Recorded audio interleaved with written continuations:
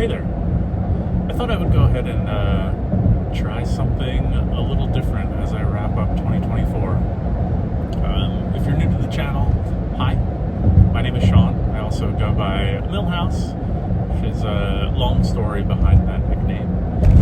Anyway, I'm currently in the car on my way to Crumble Cookies for a little end-of-year treat. A little reward for making it through 2024 and really all it threw at us.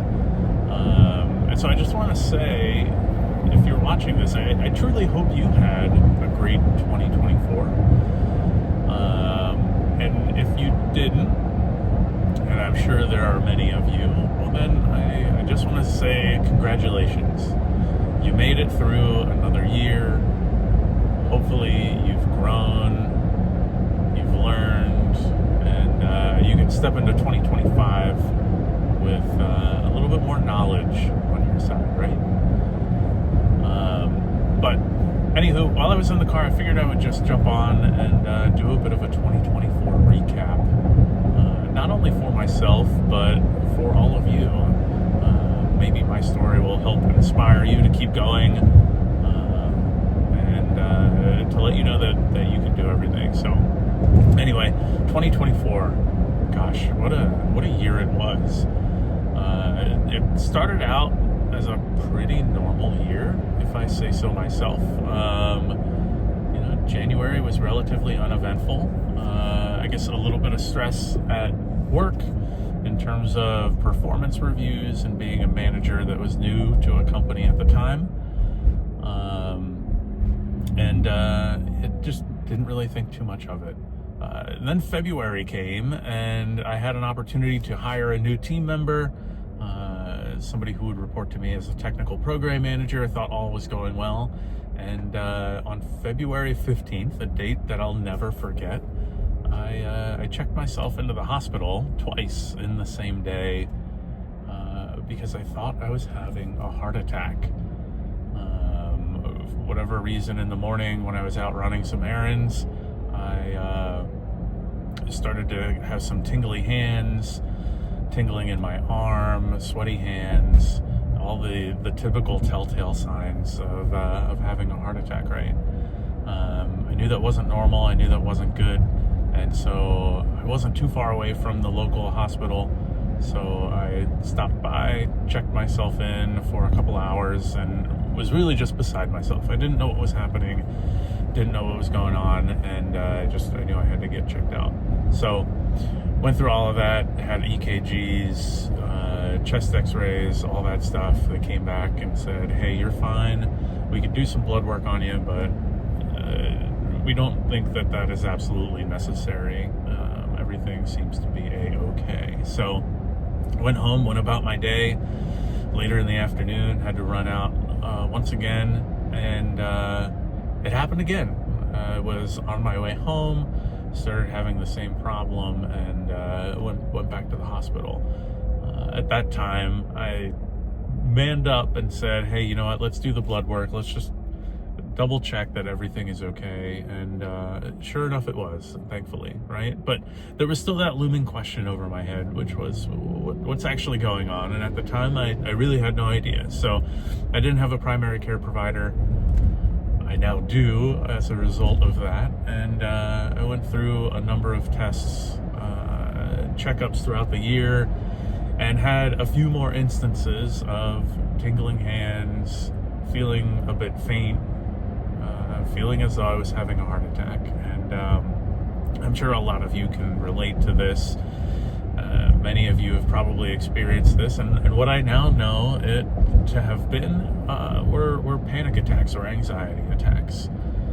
So that was adventure number one that I went through, and that really lasted me through a good portion of the year. I think I wasn't officially diagnosed with anxiety until September.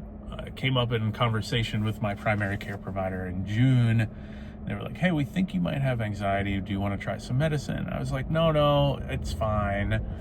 Being a typical man. And sure enough, I was driving back from Florida on I-95 on the express lanes, had another panic attack for some reason, and that was the end of that. I made it home, set up an appointment with the doctor, and I am now the proud owner of some anxiety medicine, also known as Lexapro. So that was number one hurdle.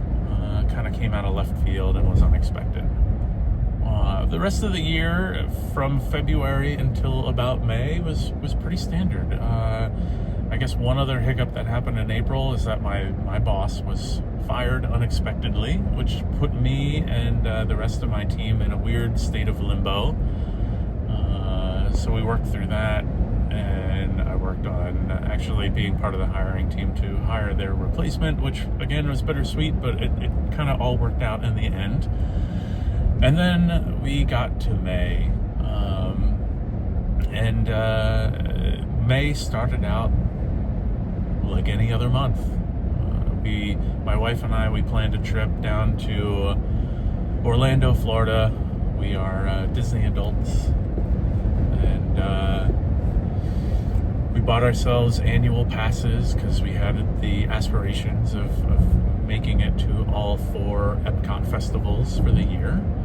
And we arrived at Disney on May 17th, and we just walked into Animal Kingdom the morning of May 18th. Took a picture of the Tree of Life, and I got a phone call from my mom that my dad passed away. Totally unexpected to some degree. He hasn't been feeling well for a few months up until that point. He wasn't going to the doctor. He was an alcoholic, and I think everything just kind of ran its course. He didn't want to be a burden to anybody, and the morning of May 18th, he woke up, was getting coffee or had coffee, and collapsed on the kitchen floor. And to this day, we still don't know what happened. My mom didn't want to have an autopsy done. Money wasn't always available for those kinds of things, right? So unfortunately, EMTs came. They weren't able to bring him back. My speculation is that maybe it was a stroke, just given what my mom said had happened leading up to that. And unfortunately, that's a hole in my family that has taken a toll on all of us. It's probably compounded my anxiety, especially when it comes to health anxiety. But we keep putting one foot in front of the other and making it through the year. And we just had our first Christmas and Thanksgiving without him, which was tough, but it couldn't have gone any better, because last year he kind of distanced himself already. He wasn't feeling well. He didn't want to get anybody sick, and so he kind of just bowed out. So in some ways it wasn't our first without him, but I still have him pinned on my iMessages as a top contact. Still look back at our chats, and it's been tough, and the grief comes and goes, but we make it through, right? And so that was event number 3 of the year, and really the biggest one, just in terms of magnitude. After that point, I mean, the year kind of progressed fairly normal. Like I said, I had a few other panic attacks throughout the year. Eventually got diagnosed, hired a new manager at the end of June. And that seems to have been going well. I'm sure if you work in corporate America or really have any job, you know what kind of toll a new manager can take on you in terms of getting to know them, understanding what they look for and expect, and so on. And so I can talk about that in a different video at a later time, but it is what it is. I guess late summer we decided to book a cruise. So we did our first ever Disney cruise. We took the Disney Cruise Line Fantasy from Florida to the Bahamas and back for a little 4-night trip. It was very nice. Our last cruise was in 2014. We did a Norwegian cruise that my wife won as part of a work contest when she worked in the casino industry. And so 10 years have passed, and we said, hey, let's do it again. we actually have a little bit more money now that we can afford some things, right? So we did that. Because of my health anxiety, I probably went a little overboard. I had insurance on all of our flights. I actually paid for additional medical insurance on the cruise in case something were to go awry on that trip. And knock on wood, we didn't need it, but I guess, as I always say, it's better to have it and not need it than need it and not have it. And so for the additional $97 or whatever it costs for cruise insurance, I think it was well worth it, right? For that trip too, we had backup flights booked. Airline travel, as I think you all probably know, is anything but reliable these days. We had a mishap in 2023 with a trip that had to be canceled last minute because our flight was delayed more than 18 hours. And so now anytime we have a big trip that we absolutely need to get where we're going, we book our primary flight, and then we book a throwaway flight that unfortunately they are non-refundable. I'm speaking about Frontier. But the good thing is they do issue a flight credit for the total value, which is nice. So that's what we've been doing on that front, and so far it's worked well. Unfortunately, it means we have to take at least one flight a year on Frontier to use those credits, but I guess there are worse things we could complain about, right? So the cruise was really great. If you haven't done a Disney cruise before, I highly recommend it. My wife and I, we don't have kids. Maybe that's weird, but there are really tons of things to do on a Disney cruise that are for adults, whether it's trivia, illustrations, they have bars, they have different get-togethers and parties, and sure, some of them are more focused on kids, but they do have adults-only venues and items as well. So definitely check those out if you are able to do so. We had another trip down to Disney World in Orlando in December. So just a few weeks ago we were down there. We had to make it to our last festival of the year. So that means we went to the Festival of the Arts in the early winter. We went to Food and Wine, we went to Flower and Garden, and the last one was Festival of the Holidays at Epcot. So the big thing there is the cookie stroll. Unfortunately, it meant eating a lot of cookies that I otherwise shouldn't have, and that's been the theme as we round out this year here, specifically as I'm currently driving to Crumble Cookie at the wife's request. And yeah, that was a very nice trip. We spent some time at Magic Kingdom, we went to Epcot, we got the cookies. Of course, we had to go to Blue Ribbon Hot Dog or Blue Ribbon Corn Dogs on the boardwalk, which is phenomenal. If you ever get the opportunity to do that, I highly recommend checking out their corn dogs. They also have a really massive mozzarella stick on a stick, so you can check that out if you like. But yeah, 2024 is definitely a year that will not be forgotten. That is for sure. There were some ups, there were some downs.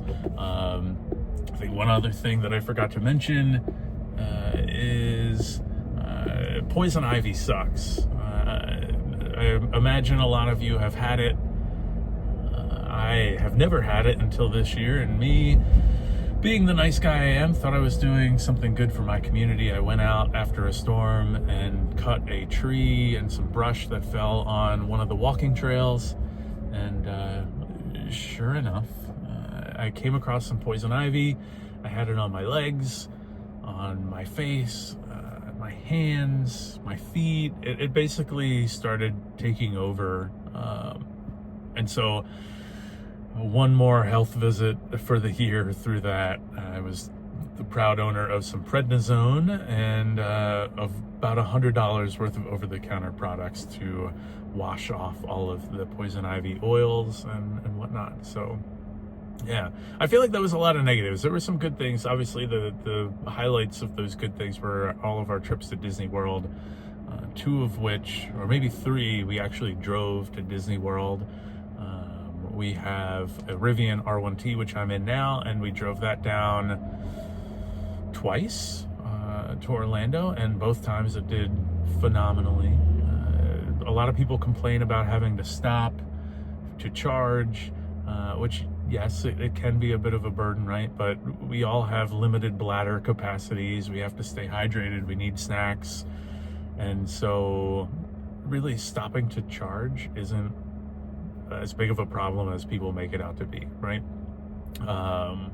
We also took our dog, our Dalmatian Chief, on one of those trips. He did really well. And again, stopping to charge when you have a dog just makes sense, right? I mean, he has to go to the bathroom as well. So stopping every 2.5 to 3 hours, I think is mandatory, right? So that is a bit more about our trips. And yeah, I'm a volunteer firefighter. This year was actually my last year as the president of the organization. So I am still going to remain active and on the board. I gotta do a peaceful transfer of power, so to speak. And so this is my last official day as quote unquote company president, which I've done for about 4.5 years. It was an interesting journey, but I can add that to my resume and use it to my advantage and all the lessons learned along the way. So as you might be able to see, I have reached my destination. So I'm going to go ahead and pause this video and I will be back in a bit. All right. Crumble cookies are in tow. And I apologize. I am not going to do any crumble taste tests on camera. If you do need to know what I got, though, I picked up a chocolate cake. No, it's a Tres Leches cookies and cream, a monster cookie with M&Ms, a cookies and cream or Oreo crumb cake, and they have this French toast that is actually really good. Has some cream cheese icing on it, and it comes with a little thing of syrup that you put on the cookie as well. So excited for those. I'm not going to eat them all in one sitting, but we have them so we can end out 2024 with a sugar high. So anyway, back to the 2024 recap. As unnatural as I can. Like I was saying, it was my last year as the president of the fire company this year, which is exciting in my book. Again, I'm not really going anywhere. I'm still going to be doing a lot of their business operations, technology, human resources, and some of their financial stuff too, if not all of it. So that will certainly be an adventure, but at least I'm no longer in the hot seat in a number of reasons. So, or a number of cases. So yeah, I mean, 2024, ups and downs. Sorry, I think I'm repeating myself, but I don't know. If you're watching this, maybe this is the kind of content you want anyway. So let's see, 2025. It's crazy to think that tomorrow is the start of a new year. For most of December, I feel like I've been in 2025 planning mode, not just at work when it comes to OKRs and goals and strategy and how are we going to achieve X, Y, or Z, but also for myself, right? You know, 2024, I really turned a corner from a health perspective. Apart from the occasional physical for the fire company, I really haven't done much in the way of healthcare. And so 2024 was really a year where I kind of had to get my shit together, right? Anxiety was weighing on me, stress, and so I got that taken care of. And I'm not going to make any promises for 2025 in that perspective. I mean, I'm going to continue going to my primary care provider. I'm going to stick with the plan that I'm on right now, which is working. And so I don't know. I definitely got to do a better job at taking care of myself, and I guess just putting myself first in a lot of ways. So that's number one. Number two, I think it kind of mirrors that, and that's just getting my diet back on track. Back in 2016, I lost an insane amount of weight. I weighed about 300 pounds in 2015, if I remember correctly. Maybe it was 2014, I don't know. But I lost a total of like 120 pounds. I think my lowest weight, maybe it was more than 120, because my lowest weight was like 165, which is crazy. And although I would love to be that weight, you know, I love food too much for that to be realistic, but I got to get my stuff back together. All these cookies and foods at the end of the year have definitely taken their toll. I feel like I've gained at least 10 pounds. I hope most is water weight, and you know, I think once I get on the right track again, things will straighten out. But definitely a top priority. And I think number three is more about financial security. And more so in the sense of like, I want to generate more income and have more diverse income streams. I have a full-time job. I am an adjunct professor at a university, so I teach anywhere between 2 and 4 courses a year, which is a nice little bonus here and there. I have a rental property, and those are my 3 primary sources of income. But I'd love to add at least one more in 2025. Whether that's through content creation and a blog, or some sort of digital product or agency, or who knows, maybe a different type of business or a rental property, an additional one. I guess time will tell, but it's something that I'm definitely working on as we head into the year. I recently relaunched my personal website and blog, and I am going through and updating all of those articles so that they can be reposted and still relevant as we go into 2025, since many of them date back to 2018, I think. So that's something I'm working on. I'm working on another platform that is more so focused on software development, digital product delivery, project management, and things of that sort. So that is coming soon. And yeah, we'll see where they go. On the home front, we did a lot of projects in 2024. We had a deck built, still not finished, and that's a long story. We had a generator installed. Since both myself and my wife work from home, it felt like cheap insurance to make sure that in the event that the power goes out, which it does frequently, we still have power. Especially being a family of 2 EVs, it's important to be able to charge and maintain that lifestyle. And yeah, so I guess 2025 house projects, definitely some landscaping. We had a deck built at the end of the season this year, so we'll have to do some landscaping, mulch beds, flower beds, different trees and shrubs around the deck. I need to really work on the lawn in the backyard as well, which seems silly, but I really take pride in my lawn. I think the front lawn is in a really good state right now, which is great, but the backyard needs some love. So that is on the to-do list for sure. And I don't know, I guess from a travel perspective, we'll see how things go. We potentially need to find a new dog sitter or an additional dog sitter for Chief, Dalmatian, or find a new place that he can be boarded at that is aligned with his values and what he prefers from a living arrangement. One thing I didn't mention from 2024 is actually right after my dad passed away, we came home from our trip early, of course, and picked our dog up at the boarding place.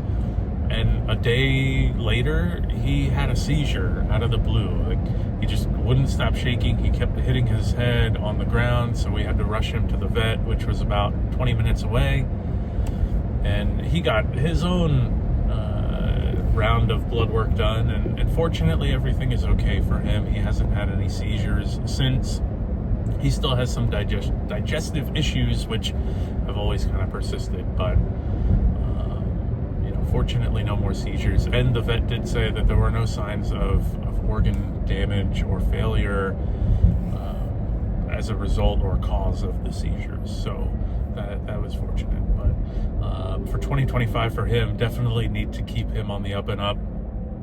We actually have an interview for a new boarding place next week, so we'll see how that goes. Hopefully he behaves himself, and that will largely influence our travel plans. I'm not sure if we'll do any more road trips with him, because that was stressful in and of itself. And we do have some trips planned. My wife's birthday is coming up in February. We'd like to go away. Not sure what that'll look like just yet. And then we did book another Disney cruise for December. So 2024, we did a Halloween on the high seas cruise, and sorry about that, Rivian did not like my lane change. And then for 2025, we're going to do a very Merry Christmas cruise with Disney. So that'll be fun. But lots to look forward to in 2025. Hopefully, for all of you, your 2025 goes really well. Hopefully it brings you a lot of success, health, wealth, happiness, everything that we always wish one another. And again, if you had a rough 2024, my heart goes out to you. I can definitely relate in some ways. And just know that if you've overcome that, you can overcome anything. Just keep your head up. Keep learning, keep growing. Reach out to your friends, your families, even me. Leave a comment down below if anything I've said resonated with you.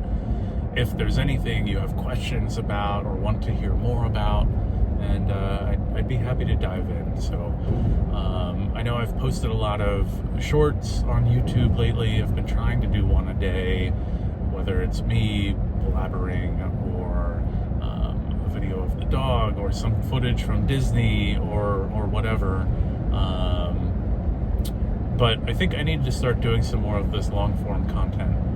I keep hearing that this is the style that people are flocking to these days. So yeah, if you made it this far in the video, thank you.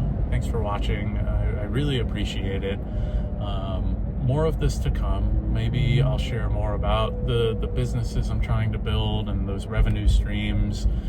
Maybe I'll share more about work, the fire company, whatever. So if there's something specific you want to see, just let me know. But until then, I will see you in the next one, whether that's a short or a long, if we call these longs.